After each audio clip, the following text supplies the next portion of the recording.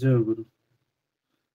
পরম প্রেমময় শ্রী শ্রী ঠাকুরের শ্রীচরণে আমার কোটি কোটি প্রণাম। বড়মার আধ্যা জগত জননী শ্রী শ্রী বড়মার শ্রীচরণে আমার কোটি কোটি প্রণাম। পরম পূজ্যপাদক শ্রী শ্রী বরদার শ্রীচরণে আমার কোটি কোটি প্রণাম। বর্তমান আচার্য দেবের চরণে আমার কোটি কোটি প্রণাম। উপস্থিত সকল দাদা ও মাকে যথাস্থানে জয় গুরু, প্রণাম, ভালোবাসা। এতক্ষণ ধরে ঠাকুরের সৎসঙ্গ উপভোগ করছিলাম। সবার প্রথমে জানাই আজকে অষ্টমীর এবং নবমীর শুভেচ্ছা। তিথি হিসাবে অষ্টমী শেষ হয়ে গেছে, নবমী পড়ে গেছে। কিন্তু সবচেয়ে মজার বিষয় হলো যে পুজোর এই ভাইটাল দিনেও আজকে মানুষের যুক্ত আনাগোনা কিন্তু অনেক বেশি। আশা করা যায় না আজকের দিনে যে মানুষ ঠাকুর না দেখে সৎসঙ্গে যাচ্ছে। এটা মানে আর্য আর্য ঠাকুর বলছেন না, আর্য ভারতবর্ষের প্রতিষ্ঠা। এটা আমি বুঝতে পারছি যে মানুষ নিজেকে পরিবর্তন করছে। কিন্তু কেন? কারণ ঠাকুরের একটা বাণী আছে না, সৎ নাম গ্রহণ করো, সৎসঙ্গে আশ্রয় গ্রহণ করো, আমি নিশ্চিত বলছি তোমার উন্নয়নের জন্য তোমায় ভাবতে হবে না। তো আমার বলার কি, দেখুন আমি যা বলবো সবই কিন্তু তার দয়ায় বলবো।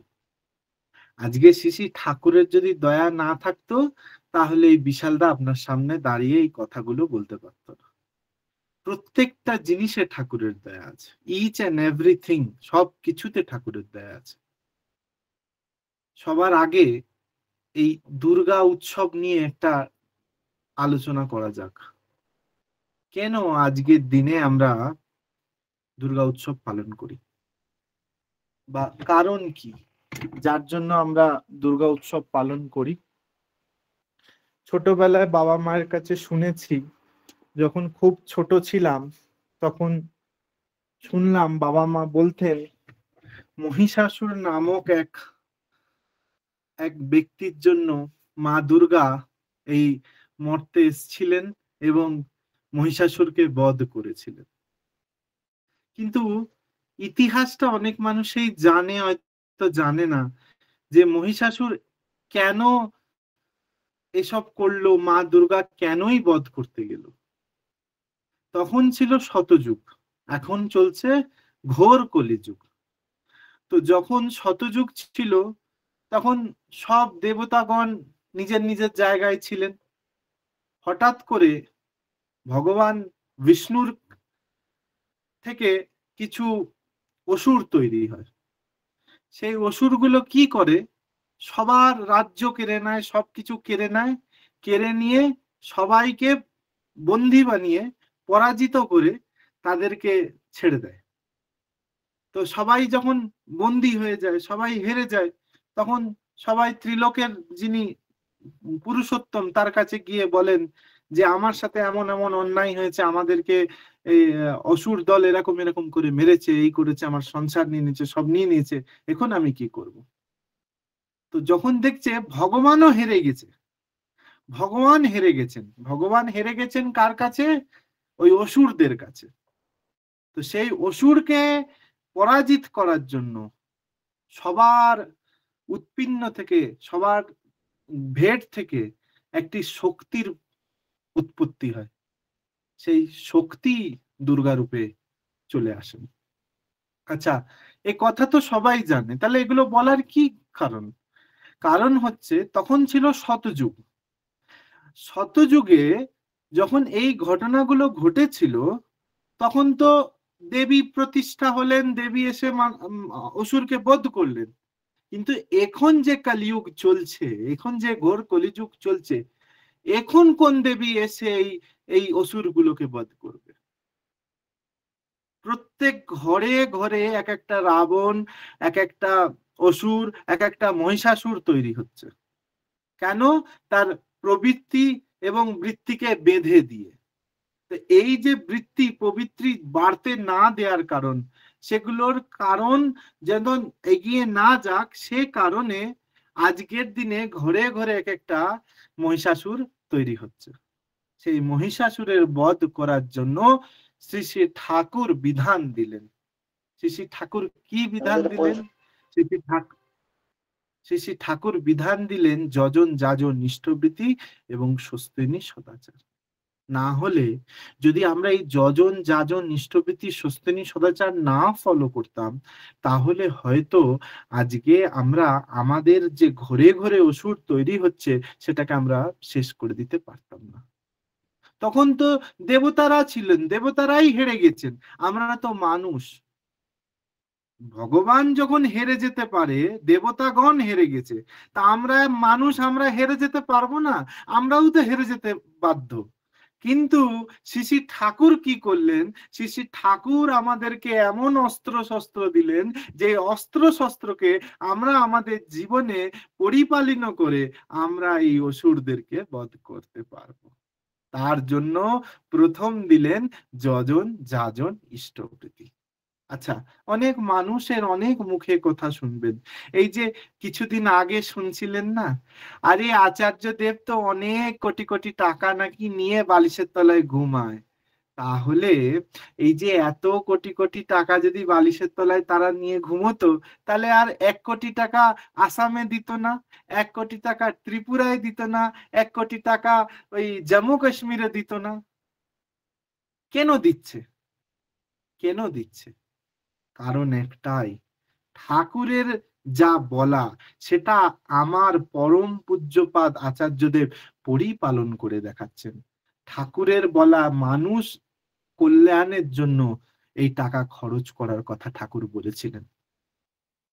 এবং আজ পর্যন্ত আমার যতটা ধারণা বা আমার জানা, আমি জানি না এটা ঠিক আমি বলছি কি ভুল, এটা হয়তো ভুলও হতে পারে, যতদিন এই ইষ্টবৃত্তির টাকাগুলো জমা হয়, এই টাকাগুলো সব এই মানুষের কল্যাণের। যেমন ওই কোভিডের সময় 10 কোটি টাকা, তারপর ওই আসামে দিলেন, তারপরে এই কিছুদিন আগে শুনলেন আরো দুটো নতুন খবর পরম পূজ্যপাদ আচার্য দেব আমাদের সৎসঙ্গ জগৎকে দিতে চলেছে। খুব দ্রুত আপনারা পাবেন। তো এটা হলেন আমার আচার্যদেব। কেন? কারণ এই টাকাগুলো যদি বালিশের তলায় নিয়ে ঘুমোতেন, তাহলে তার মানুষকে দিতেন না। তারা তো নামি দামি আম্বানির মতন একটা বড় অ্যান্টিলা বানিয়ে থাকতে পারতেন। কিন্তু আফসোসের বিষয়, ওই লাল পাকায় এখনো তারা বসবাস করে। আপনারা ঠাকুর পরিবারের বাড়িতে তো গেছেন, গিয়ে দেখেছেন কোনো একটা দামি খাট বা আলমারি কোনোদিন দেখতে পাবেন না। কারণ তারা কিন্তু আশ্রমিক জীবন যাপন করে। একদিন আমি আচার্যদেব তখন হননি, আমি বর্তমান আচার্যদেবকে প্রশ্ন করছিলাম, উনি আমাদের এখানে দীক্ষা দিতে এসেছিলেন।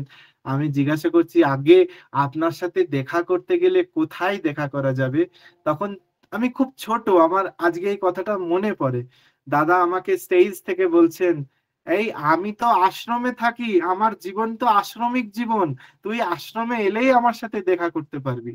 আজকে ভাবি, তারা নিজের জীবনের 55, 58, 60, আচার্যদেব শিশি দাদা 80, এইসব জীবন কিছু না করে মানুষ কল্যাণে দিয়ে দিয়েছেন।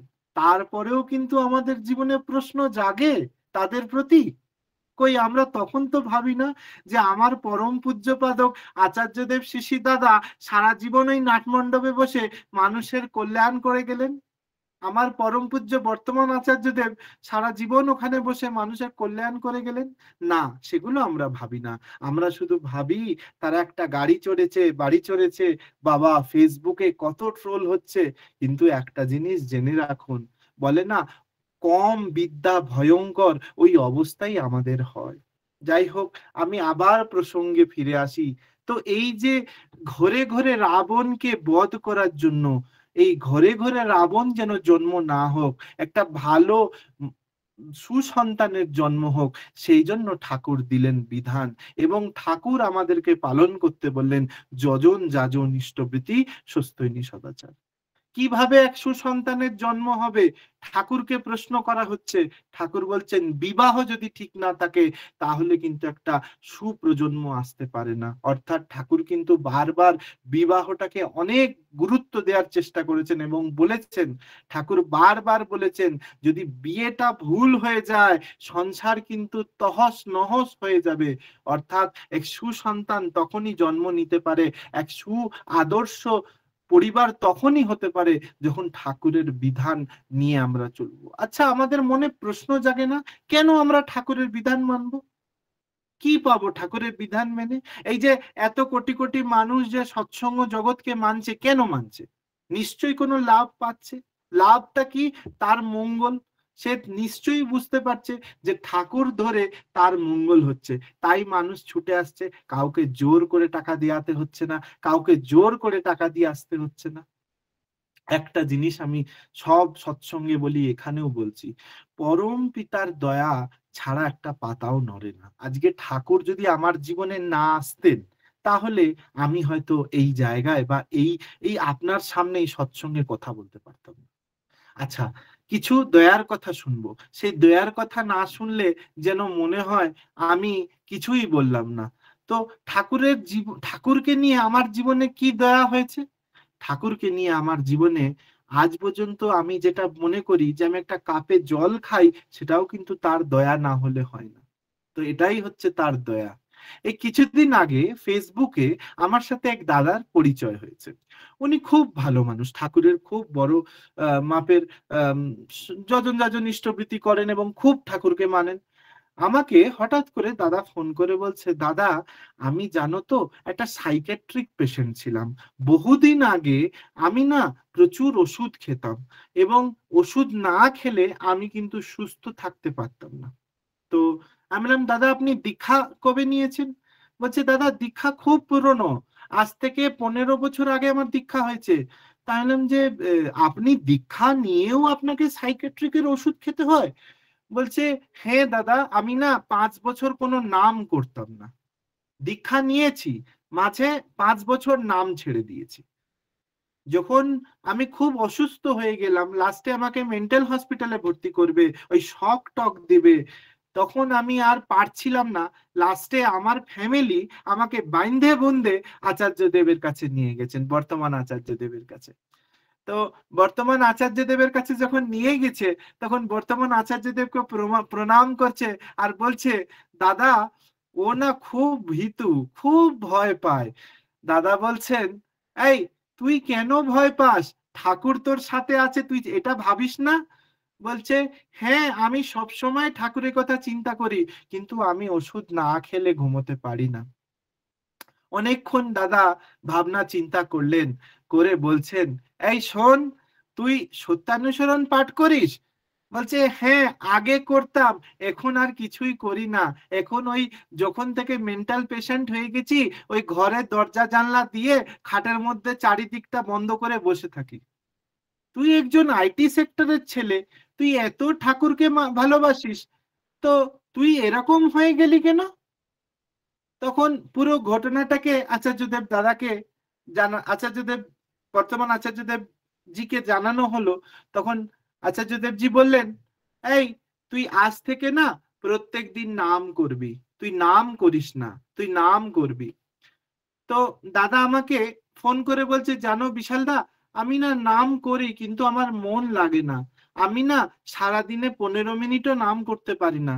কিন্তু একটা জিনিস কি জানো দাদা, যখন থেকে আচার্যদেব দাদার কাছ থেকে ফিরে এসেছি, তখন থেকে যেন মনে হয় যে এখন আর ওই ভয় লাগে না মরে যাবার। কিন্তু তবুও জানো তো, কখনো কখনো এমনও ভয় লাগে আমি নিজেকে বাথরুমে গিয়ে বন্ধ করে দিই। আমি বললাম, দাদা কিছু মনে করবে না, আমি কিছু কোয়েশ্চেন করতে পারি? বলছে, আগে করেন। আমি বলছি, দাদা তুমি ইষ্টবৃত্তি করো কত করে? বলছে, দাদা আমি তো ইষ্টবৃত্তি করি 110 টাকা করে প্রত্যেক দিন। আমি শুনে অবাক হয়ে গেলাম, 110 টাকা করে রোজ ইষ্টবৃত্তি করে সেই ছেলে, তো ঠাকুর এত কিছু মানে, তাহলে এর অসুখ কেন ভালো হচ্ছে না? তারপর বললাম, দাদা তুমি সস্তৈনী পালন করো? বলছে, হ্যাঁ পালন করি। বলছে, কত করে সস্তৈনী করো? বলছে, 300 টাকা করে সস্তৈনী করি। আমি আবার অবাক হয়ে গেলাম, হ্যাঁ 300 টাকা সস্তনি করে। তারপরে বলছি আচার্যবৃত্তি করো? না না, আচার্যবৃত্তি করার কথা তো কেউ আমাকে বলেননি। আমি বললাম দাদা তুমি ইষ্টবৃত্তি করো, আচার্যদেবকে না সামনে রেখে তুমি আচার্যবৃত্তি করো না। তুমি আচার্যবৃত্তি করবে, তুমি যা তোমার সাধ্য তুমি আচার্যদেবকে দেবে এবং বলবে, প্রত্যেক দিন আচার্যবৃত্তি করে বলবে যে দাদা আমি কিন্তু এটা আপনাকে দিলাম এবং আপনি যেন আমার পাশে থাকেন, এই কথাটা তুমি শুধু বলো। আপনি বিশ্বাস করবেন না, আমি জানি না আমি সেদিন কি তাকে বলেছিলাম। তিনি আমাকে 1 মাস পরে ফোন করে বলছে, ও বিশালদা জানো আমি কিন্তু এখন আর সাইকেট্রিকের ওষুধ খাচ্ছি না। আমি বলছি কেন? তুমি আর সাইকেট্রি ওষুধ বন্ধ করেছো কেন? তোমাকে কে বন্ধ করতে বলছে? বলছে না আমি আর সাইকেট্রিক ওষুধ না খেয়েই ভালো আছি।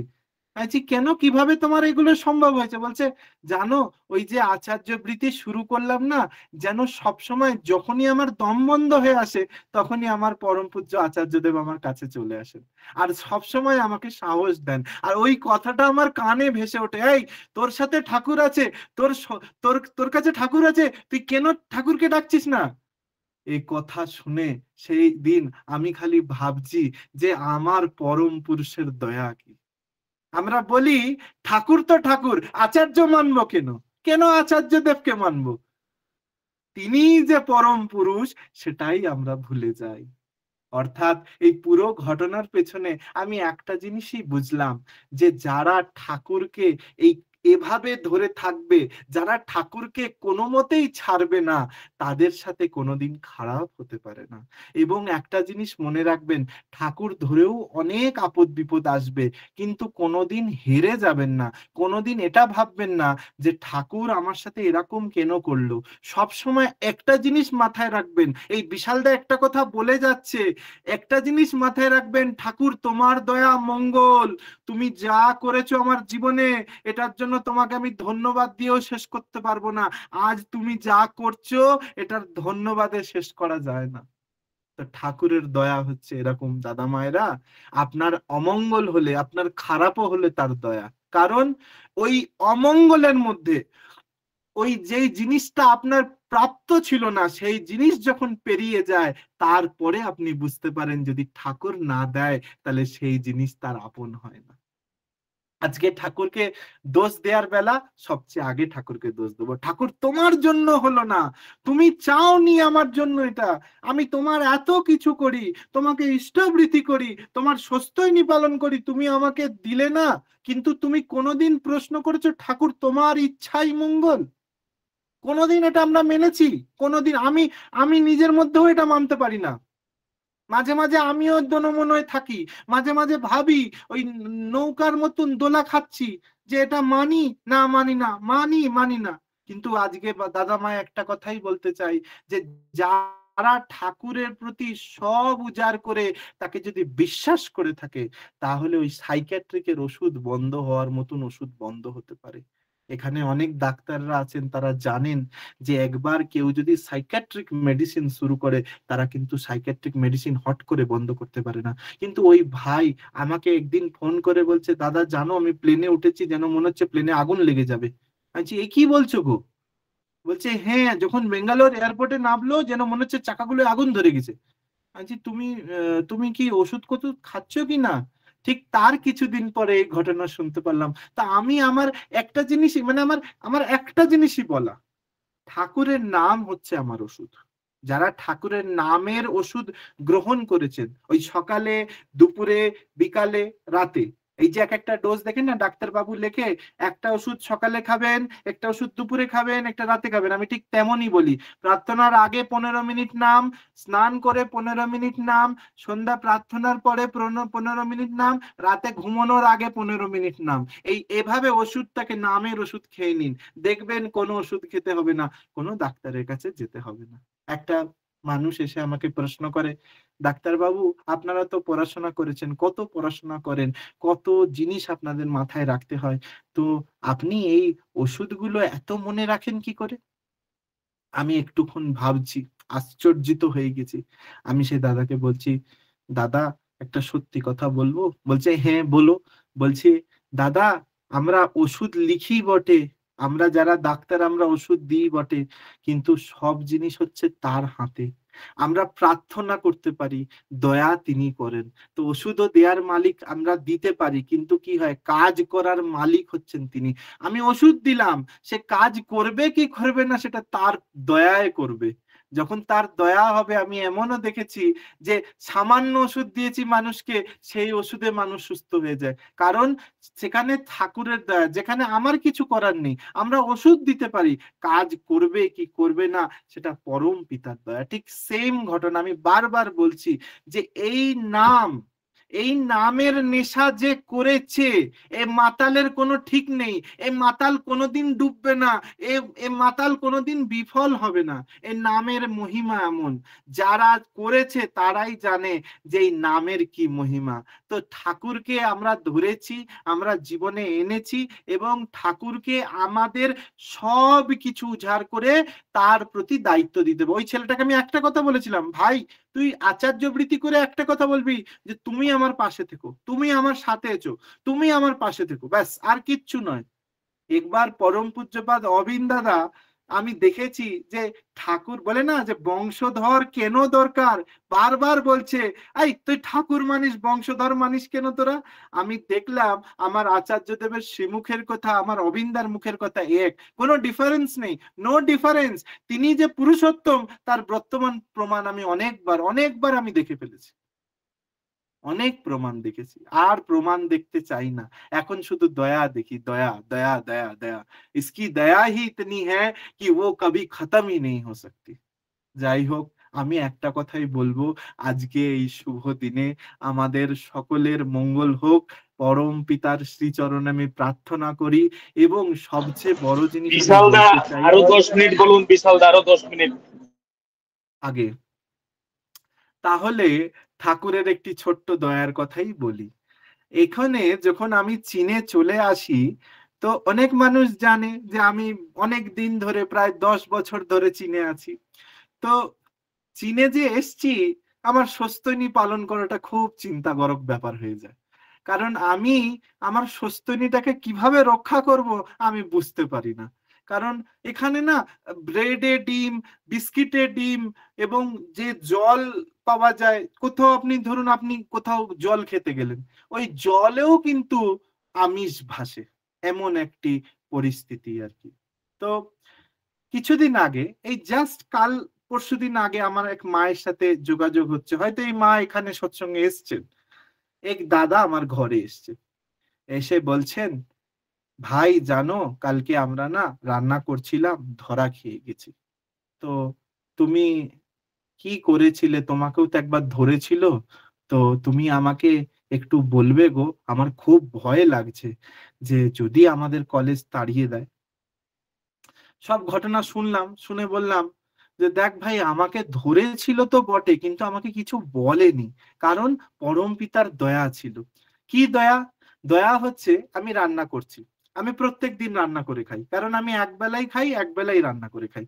তো রান্না করে আমার রান্না প্রায় শেষ, একটা রুটি রান্না বাকি আছে। ততক্ষণে আমার গেটে ঠক ঠক ঠক ঠক শুরু হয়ে গেছে। এবার আমি রুটিটা যে কোনো মুহূর্তে বন্ধ করে সব লাগেজ ব্যাগে প্যাক করে রেখে দিলাম। দরজা খুলে দেখি চেকিং করতে এসছে। চারিদিকে রুমটা দেখলো, দেখে আমার দিকে হেসে আমাকে প্রশ্ন করছে, তুমি কি করছিলে এতক্ষণ? আলাম, আগে আমি তো কিছু করছিলাম না। তো বলে, এতক্ষণ দরজা খুলতে লাগে? আনছি না, আমি বাথরুমে ছিলাম।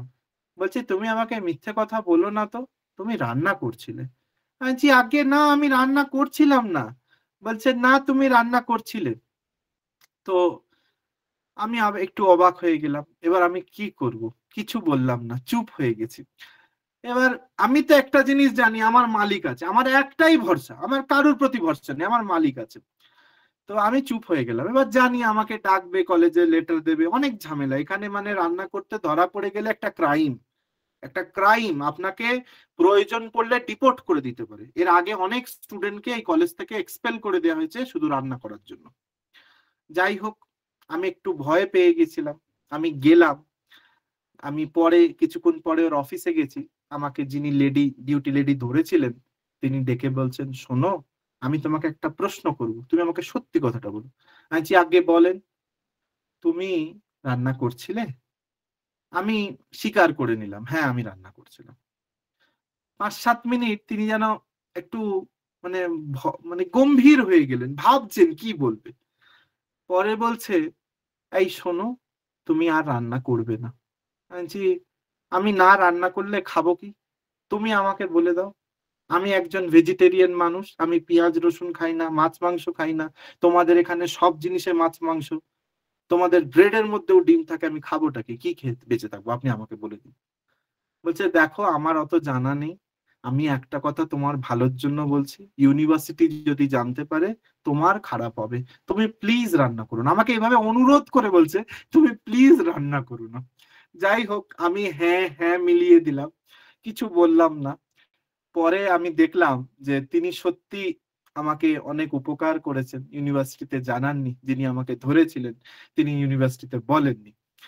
তো একটা জিনিস কি, যখন আমি এখানে আসবো চীনে, এবারে আমি যখন আসবো ১ বছর আগে যখন চায়নায় ফিরবো, আমি পরম পূজ্যপাদ আচার্যদেব এর সামনে দাঁড়িয়ে খুব কান্না করছি, কাঁদছি। নাটমণ্ডপে সবার সামনে আমি কেঁদে ফেলেছি। কেঁদে বলছি, আমি কি করে থাকবো? আমার ওখানে সস্তনী ভঙ্গ হয়ে যাবে। আমি শুনেছি যারা সস্তনী ব্রেক করে তাদের জীবন ধ্বংস হয়ে যায়। আমি কি করব? আমার যদি সস্তনী ব্রেক হয়ে যায়, আমারও তো জীবন ধ্বংস হয়ে যাবে। দাদা আমার দিকে তাকিয়ে আর বলছেন, এই তুই আগে চীনে ছিলিস না? আমি জি আগে, হ্যাঁ আমি ৭ বছর ছিলাম। তুই তাহলে এই কথা বলছিস কেন? তুই জানিস না কিভাবে থাকতে হয়? তুই সব জানিস। আর তুই যা করবি তোর পরম পুরুষের জন্য করবি। তাহলে এটা মাথায় যদি থাকে তাহলে তোর আর কিছু হবে না। ওই ওই ভরসা, ওই উৎসাহ, ওই প্রেরণা আমাকে কেউ দেয়নি, আমার বাড়ির লোক পর্যন্ত দেয়নি। আমি যে ওই দিন যে প্রেরণা পেয়েছিলাম আচার্যদেবের কাছে, তো যখন আমাকে ধরেছিল না, আমি একটা কথাই ভাবছিলাম, এই তুই জানিস না কি করে বাঁচবি, তুই জানিস না কি করে থাকবি। ওই আচার্যদেবের কথা আমার কানে ভেসে উঠছিল। আর ঠিক দেখলেন, মালিকের মাথায় হাত থাকলে আমার কিছুই হলো না। পরে ওই ওই ছেলেগুলো যখন কালকে আমার ঘরে এসেছে, আমাকে কেঁদে কেঁদে বলছে, জানো দাদা, আমাদেরকে ৬ মাসের জন্য পুট অন প্রভিশনে দিয়ে দিয়েছে, একটা একটা পানিশমেন্ট আর কি। বলেছে যদি তোমরা কোনো রকমের ইললিগাল হোক লিগাল হোক কোনো ইনভয়লেন্সে ফেসে যাও এই ৬ মাসের মধ্যে, তাহলে তোমাকে কলেজ ডিগ্রি দেবে না। ভাবুন তো, একটা ছেলে পুলে তার দেশে ডাক্তার, এখানে এসে আবার মাস্টার্স করছে, তাদেরকে যদি ডিগ্রি না দেয় ৩.৫-৩ বছর কমপ্লিট করার পরে, তাহলে কোন পরিস্থিতিতে হবে? একই পরিস্থিতিতে তো আমিও পড়েছিলাম, আমাকেও তো ধরেছিল রান্না করতে গিয়ে। তাহলে কেন আমাকে ঠাকুর রক্ষা করে দিলেন? কারণ আমার মালিক আছে তো। একটা জিনিস কি জানেন তো, যার মালিক থাকে সে গরুর দাম অনেক বেশি। তা আমার তো মালিক আছে, আমি তো তার কুকুর। আমার গলায় তো তার পাট্টা আছে, সে পাট্টা টেনে রেখেছে। কেউ আমাকে এমনি খামচে দিতে পারে না, কারণ আমার মালিক আছে। ঠিক সেম, আমি একটা জিনিসই মনে করি, আমি তোমার আদর্শের কুকুর পুরুষোত্তম। তুমি আমাকে যে ডাকে ডাকবে আমি সে ডাকে ছুটবো। আজকে সেদিন বিশ্বাস করুন, যদি আমি ধরা খেয়ে যেতাম তাহলে আমিও তো একই পরিস্থিতিতে যেতাম। তাই ধরা খেয়েও তো আমি গেলাম না, কারণ আমার মাথায় পরম পূজ্যপাদ আচার্যদেব আছেন। তাহলে আমার মাথায় যখন পরম পূজ্যপাদ আচার্যদেব আছেন, আমার চিন্তা কিসের? আমি ভাববো কেন? আমি কার জন্য ভাববো? আমি শুধু চিন্তা করব তার, আমি শুধু চিন্তা করব তার, তিনি আমার সাথে আছেন, এই যদি চিন্তা থাকে, এই যদি ভরসা থাকে, তাহলে হাজার পরিস্থিতি আসুক না কেন, কেউ তোমার কিচ্ছু করতে পারবে না। No one can do anything. আমি তোমাকে আবারও, আপনাদের আবারও বলে দিয়ে যাচ্ছি, বিশালদা আবারও বলে দিয়েছে, যে ঠাকুরের প্রতি নির্ভর, তিনি আমার জীবনের মালিক, আমি তার কুকুর, এই কথা যদি মাথায় মেনে নিতে পারে, এভরিথিং উইল বি ফাইন। কেউ কিচ্ছু করতে পারবে না। যত বাজে জিনিস আপনার সাথে আসুক না কেন, যত অমঙ্গল হোক না কেন, আপনাকে রক্ষা করার দায়িত্ব তার। আমি আমার জীবন দিয়ে বলছি, আমি এমন এমন পরিস্থিতিতে পড়েছি যখন আমার কোনো পথ ছিল না, তখন শুধুমাত্র ঠাকুর আমাকে রক্ষা করেছে। এই বিশালদা বারবার এক কথাই বলছে যে ঠাকুর না থাকলে বিশালদাকে ভিক্ষে করতে হতো, ভিক্ষে করতে হতো। তাই ঠাকুরের দয়া আছে। দাদা মায়েরা এটা বিলিভ করুন, তার প্রতি নির্ভর হন। নিজের জিনিস উজাড় করে না যতক্ষণ দেবেন ততক্ষণ তিনি আপনাকে বুঝবে কি করে আর তোমার হাত ধরবে কি করে। তাই ঠাকুরকে ধরে রাখতে হবে। ঠাকুরকে তখনই ধরতে পারবেন যখন আপনি তার নির্দ্বিধায় নিঃসন্দেহে সব উজাড় করে দেবেন, দেখবেন জীবন পাল্টাতে বাধ্য। It has to be changed. আমাদের একটা মেডিকেল একটা কথা আছে না, হতে বাধ্য হবেই। ওষুধ দেওয়া হয়েছে, জ্বর কমবে না। আরে দীক্ষা হয়েছে, স্বস্তিনী হয়েছে, তার পরিবর্তন হবে না, হতে বাধ্য। আমি একটা কথা বারবার বলি, আমি নিরামিষ খাই ভাই, আমি একদম নিরামিষ খাই। আমি যে জানোয়ার ছিলাম সেখান থেকে মানুষ হতে পেরেছি, না হলে আমি সেই জানোয়ারই থেকে যেতে পারতাম। যাই হোক, আমি এখানে বিরাম করলাম। আবার দেখা হবে। আজকে নবমী এবং অষ্টমীর শুভেচ্ছা রইল। আর যারা এখনো স্বস্তিনী নেননি দাদা মায়েরা, ওই মাছ মাংসর লোভ ত্যাগ করে দিন প্লিজ। আপনি বুঝতে পারছেন না ওই পুঁটি মাছ, ওই মোরলা মাছ, ওই কাতলা মাছের যে কি স্বাদ, আর এই ঠাকুর অনুকূল চন্দ্রের কি স্বাদ। যতক্ষণ না স্বস্তিনী হচ্ছে ততক্ষণ আসল ঠাকুরের দীক্ষার মজা কেউ বুঝতে পারেনি। স্বস্তিনী হচ্ছে প্রথম ধাপ, আমি মনে করি, যে জীবনকে পরিবর্তন করে দিতে। ওই যে আমি বললাম না যে স্বস্তিনী ব্রেক করলে জীবন ধ্বংস হয়ে যেতে পারে। আমি নিজের চোখে দেখেছি অনেক মানুষ স্বস্তিনী ব্রেক করেছে, আজকে শেষ হয়ে গেছে, শেষ। কিন্তু যারা স্বস্তিনী পালন করেছে তাদের উন্নয়নের খনি, যে বলে না পালন করতে করতে দেখবি উন্নয়নের খনি, সত্যি উন্নয়নের খনি আছে। আজকে আমি আমার সব দিয়ে, আমার বেশি বয়স না, আমি 28 বছর বয়সের একটা ছেলে। এই বয়সে আজ এই নিরামিষ খাওয়া, ঠাকুর ধরা, এই ঠাকুরের সৎসঙ্গ করা, ঠাকুরের কথা বলা, এগুলো কি করে শিখলাম? আমার 14 পুরুষ ঠাকুরের দীক্ষিত ছিল না? আমার 14 পুরুষ কেন, আমার বাবা মা পর্যন্ত ঠাকুরের দীক্ষিত ছিল না? তাহলে ঠাকুর ধরার পর পরিবর্তন নিজে বুঝতে পেরেছি তো। আজকে আমার মা বাবাও তো দীক্ষিত, তারা স্বস্তিনী এখনো নেননি। তাহলে তার পরিবর্তন আমি দেখছি, আমি বুঝতে পারছি। আর আমার পরিবর্তন আমি দেখছি, আমি বুঝতে পারছি যে তারা কোন স্তরে আছে, আমরা কোন স্তরে আছি। এই জন্য স্বস্তিনী খুব ইম্পর্টেন্ট। জীবনে বাঁচার পথ হলো স্বস্তিনী, রক্ষার পথ হলো স্বস্তিনী। আমি এমন এমন পেশেন্ট দেখেছি যারা স্বস্তিনী পালন করে বলে তার ক্যান্সার হয়েও এখনো বেঁচে আছে। তাহলে স্বস্তিনী কেন ইম্পর্টেন্ট? কেন বারবার বলছি স্বস্তিনীর কথা?